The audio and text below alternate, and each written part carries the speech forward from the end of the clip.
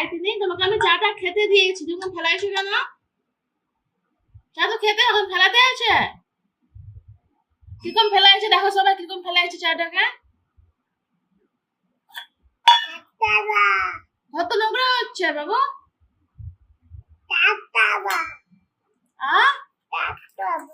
তুমি চা রান্না করছো? চা রান্নাই আছে, খেয়ে নাও।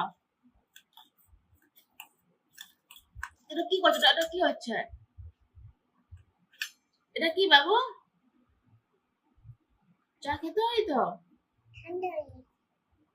তুমি কাপ ধরে খেয়ে নাও, চামচ করে খেতে নেই। কাপটা ধরো, কাপ কাপটা গরম আছে এখনো।